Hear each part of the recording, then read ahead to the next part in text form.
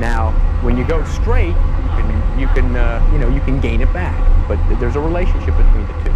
The other thing you have to note about BFM is it's not flown in the present. BFM is flown in the future. You don't fly to where the aircraft is. You've got to fly to where he's going. And there's some steps to flying BFM in the future. Those steps are pretty much observe the bandit, see what he's doing. Yeah. Predict where he's going. Maneuver or fly the jet based on this prediction. And then when something changes, as it will, react to that change. So those are the steps, Observe, predict, maneuver, react. And they're subliminal. I mean, they're not on the surface. You don't write those on your lineup card, go, okay, what's next? Okay. Predict, look down and, oh, shoot, I dropped my lineup card. Now I'm in big trouble. No, but it's good to note that, though, that it's flown in the future and you've got to go through these steps, okay? Let's talk about BFM problems. Why what? Offensive BFM, we're obviously going to talk about maneuvering the jet and those kind of things.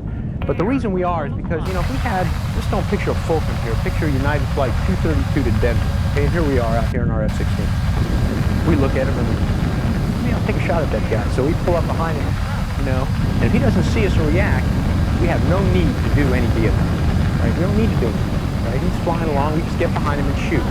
The reason you need to do BFM is because if this is, instead this is not an airliner now, this is a Fulcrum, and he sees you in turns, he will create BFM problems. Instantly by me turning, you see heading crossing angle build, you see aspect changing, you see range changing. Those are the BFM problems that are created by a turn. Bandit turns, we got to solve our problem. The way we solve a problem is return. Bandit turns, return. Okay?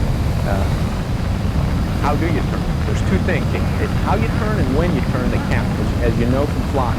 You can go, okay, Pete said to turn, and I've seen this. I've seen this burning JP4. I've seen it in simulation. I've seen it everywhere. Guy says, ready, go. He turns, and if you don't turn at the right place, you just say, okay, turn. Man, that didn't quite work. I knew I should have stayed awake past it, just the turn part.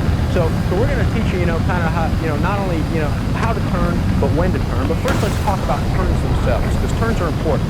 If you're not at corner airspeed, the turn dynamics are quite different. What corner airspeed is this airspeed in the jet where you can turn the quickest, tightest turn. Okay, in an F-16, that's about 440 knots.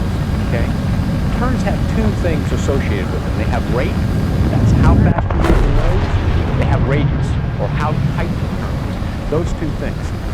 I thought it'd be interesting to take a look at Falcon to show you the effects of one aircraft pulling about 6 to 7 Gs at 450 knots at right at corner, right?